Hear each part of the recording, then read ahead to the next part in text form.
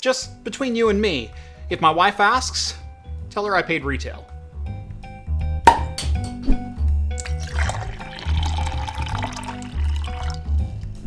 Today's video is brought to you by Karma, formerly known as ShopTagger. If you're a deal hunter like I am, you no doubt have a daily ritual of loading up your favorite commerce sites and seeing if the items in your wish list have dropped in price. Instead of manually checking each and every site, let Karma do all the hard work for you.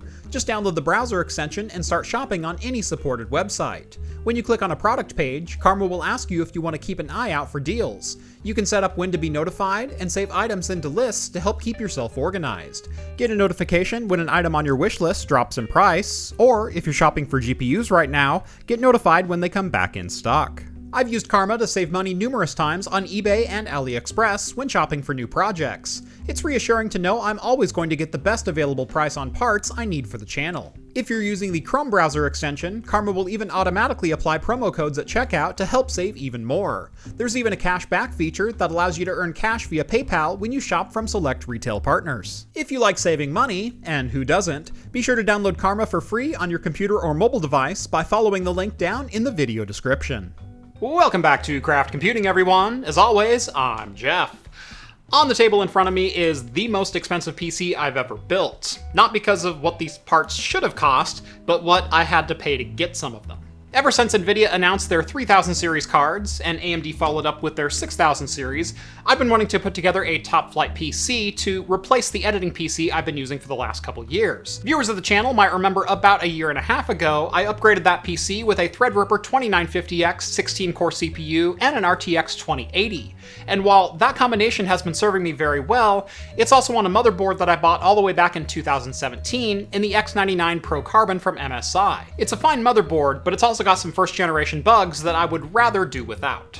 This will also be the first time in, well over a decade, that my main PC is not based off a high-end desktop system. Rather, we're going with the X570 and an AMD Ryzen 9 5950X 16-core CPU. And this is exactly where the bad news for this build starts. You see, the 5950X should only be a $799 part.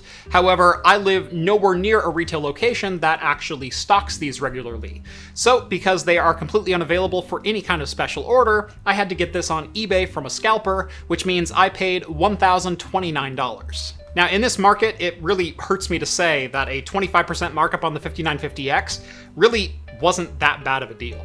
Especially when you consider what I had to pay to get my hands on a graphics card. Now, this is just an AMD Reference 6900 XT, this particular one made by ASRock.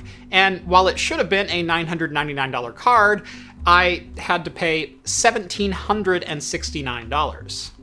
Not so nice.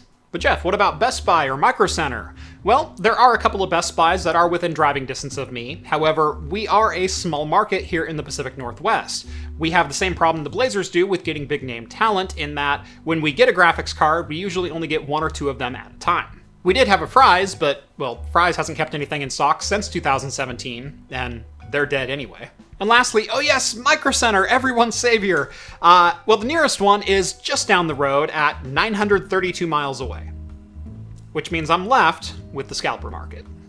But it's not all doom and gloom over here. On my X570 Tai Chi from ASRock, I only spent $270 on this motherboard direct from Newegg, so that was a pretty darn good deal. The memory for this build is going to be just as overkill as everything else. In this case, I have two 64GB kits of Patriot Viper 3600MHz CAS18 for a total of 128GB. Now, you might ask, why do I need 128GB? Well, these videos get rather large, and Premiere likes to eat RAM more than Chrome.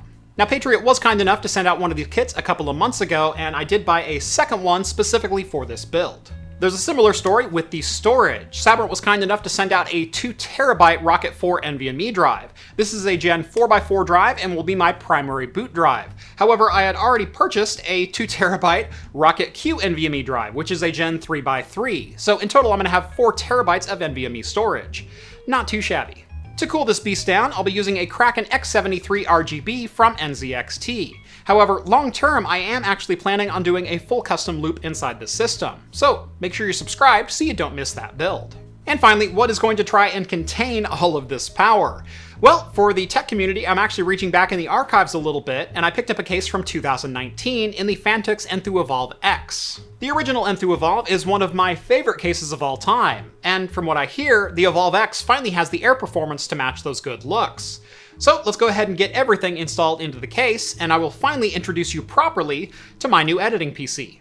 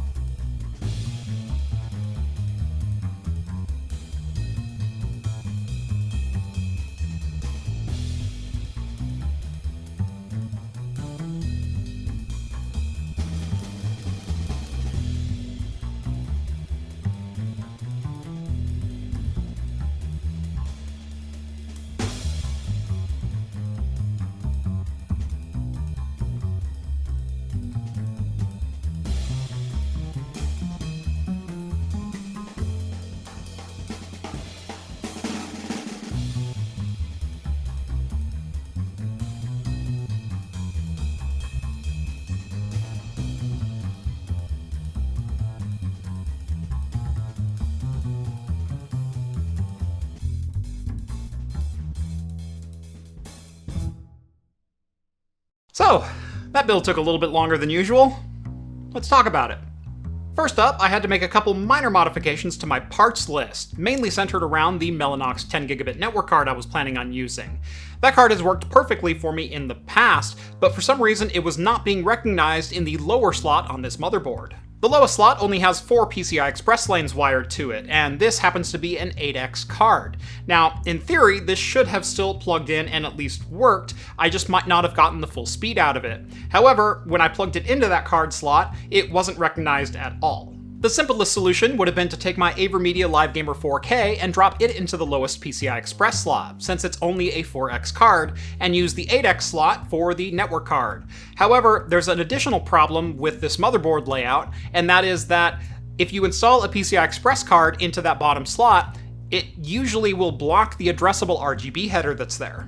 Seeing as how I wanted to synchronize the motherboard lighting and the case lighting, that header was kind of important to me, especially since it's the only one available on the motherboard. In the end, I was forced to find another 10 gigabit network card that uses SFP Plus and only 4 PCI Express lanes. Luckily, I found that Asus actually makes a consumer model of an SFP Plus card, this one called the C100F. It is a 10 gigabit SFP Plus network card, and as luck would have it, has a very attractive aluminum shroud, making it fit this build almost perfectly. I think we can all agree that this is much more attractive than this. The other change that I made was getting myself a full set of CableMod Pro Series cables, mainly because the 2 other sets of cables that I had on hand just didn't fit the build the way I wanted them to. As for the rest of the build, I'm just going to walk through each individual component and give you a rapid-fire review, starting of course with that AMD Ryzen 9 5950X, because holy shit. I tried my best to not watch too many 5950X reviews, mainly because I didn't want to spoil the experience for myself when I finally got my hands on one, and holy crap, is this thing fast. My previous personal record for a single-threaded Cinebench R15 run was a tie between the i9-10850K and the i9-9900K, coming in with a score of 219 at an overclock of 5 GHz.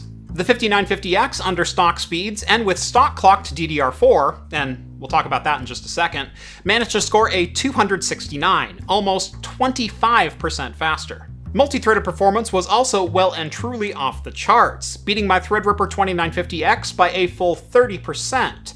Not only that, it also managed to beat my 32-core 7601 EPYC CPU by a couple hundred points. So, not only is it the fastest single-threaded CPU I've ever used, it's also the fastest multi-threaded CPU I've ever used, at least in a single CPU system.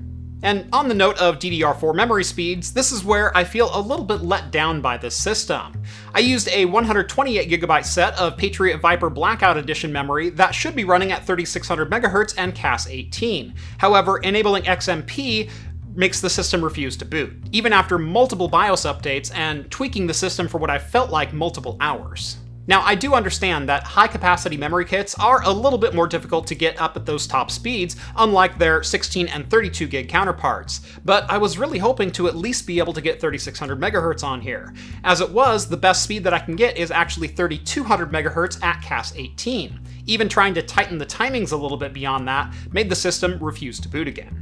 I'm also a little bit hot and cold on the ASRock X570 Taichi motherboard. While it looks great, especially in this brushed aluminum case, and has some great features like built-in Wi-Fi 6 and Bluetooth 5.0, it also has some questionable layout decisions, as well as, for a motherboard with addressable RGB on board, there's only one addressable RGB header, and it's being blocked by the lowest PCI Express slot. Now, I do understand not everyone is going to jam every single PCI Express card they have into a single system like I like to do, but at the same time, there's no excuse for missing that RGB header being blocked if you install a card into one of the PCI Express slots. The motherboard also has some quirks to it. For example, it has built-in power and reset buttons that are supposed to light up. However, I've only seen them light up one time, and it was while the system was on, not while the system was off. Moving on to the NZXT X73 RGB cooler, this is a dynamite cooler, but a horrible design, I'm sorry. The pump top has not one, not two, but three different wires coming out of it, all of which need connection for everything to work. For instance, there's one cable going to the motherboard to provide power to the pump, there's another that goes to the RGB lighting in the fans, and yet a third for a USB connection that plugs into an internal header, which, by the way, is only a 4-pin connector, but for some reason they're making you take up an entire USB 2.0 9-port hub. There's just no excuse for this many cables and this amount of disorganization. There are plenty of other ways this could have been accomplished. Now, they did try to cut down on the cable clutter as far as the RGB fans are concerned, as they are daisy-chainable one into the other, and that works out pretty well with just a single cable going to power all three. However, they still have individual fan leads, which do need to be plugged into a fan hub, instead of very cleanly routing to somewhere on the pump. And I will admit, I am starting to get a little spoiled by companies like Fractal Design and Arctic, thanks to their all-in-one liquid coolers having literally a single cable to power all of the fans and the pump, and sometimes even light them up. But when your eyes are drawn to the Infinity Mirror NZXT logo, it's kind of hard not to see the USB and RGB connections just kind of sticking out of the top. Let's see, what's next? Oh, right, the Radeon Reference 6900 XT. It's I'll do a full benchmark of this system in a future video. Beyond that, I think the only thing left to talk about is the Phanteks EnthooEvolve X, and I'll just come out and say it, I absolutely love the look of this case. It is everything that I hoped it would be and more. It's the original EnthooEvolve with some extra ventilation and a little bit more mind paid towards cable management and keeping things tidy. Now, I do have a couple nitpicky gripes with this case, starting first and foremost with the RGB. You can see when this RGB comes down, it only travels down to there and then stops, there's nothing else, whereas this RGB bar, which is controlled by the same controller, keeps on going. I wish both of those lights would kind of sync up a little bit better. Phanteks does include three 140mm fans with this case, but they're just standard 3-pin fans. They're really nothing special, and honestly, for a $200 case, I would like to start seeing PWMs come as standard. Just about every other feature of this case, though, I am absolutely a fan of. The swing-out tempered glass doors, the aluminum removable top panel, the removable radiator tray up top, filters on the front and on the bottom. This is an absolutely great case to build in.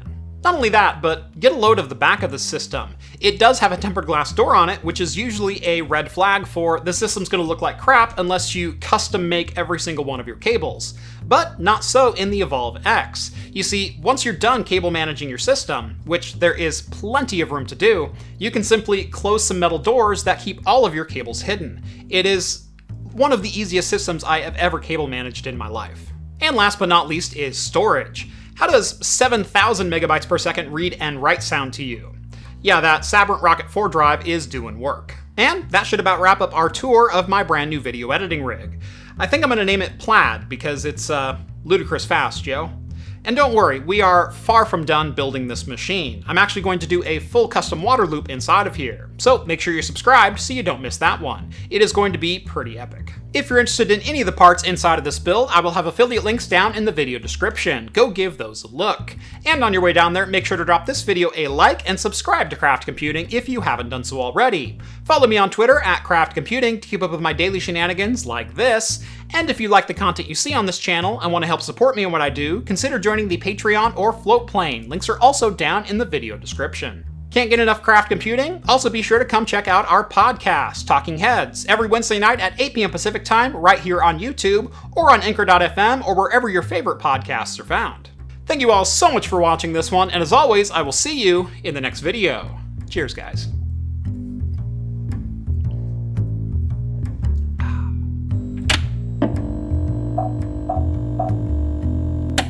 Just in case this build takes longer than I expect, I planned ahead and decided to go with a 32-ounce beer. This is from Shakopee up in Minnesota. This is the Magic Feather Peanut Butter Porter 6.8%. And thank you to Novella Hub for sending this one out. I'm sorry I haven't drank it sooner. So Novella sent me a whole bunch of 32-ounce cans, so little growlettes, back when we did Talking Heads in person. However, he sent them to me and they arrived, I think, the week before we went shelter in place. So we've been on full lockdown ever since these have been in my fridge. So that's why you haven't seen them yet. This can doesn't like to pour very well. As this beer is from Minnesota, I'm betting they want you to just drink it straight out of the can. And since it doesn't want to pour very well, it's having a really hard time not, number one, leaking all over the place, but number two, I'm getting this massive head on top of it. But this beer gets a head on it, and then it just dies. I literally got to the fridge and back, and the head is already completely gone. A lot of peanut butter. Very creamy, very peanut buttery. A little bit of a dark chocolate kind of taste to it. Beer that doesn't make me think too much. It's like 4 days later, I deserve a second beer, right? This one is straight from Norway. This is the Aass Pilsner, Discord famous. I know it's pronounced Aass or something like that, but we call it the Aass Pilsner because, well, you know. 4.7%, about the only thing you can get in Norway. It's a Pilsner. It's about all I've got. It's a Pilsner. Not an overly bready Pilsner, just nice, clean, crisp, little bit sour, but good. That's my review. There's really nothing complex about this one, and I like that about it.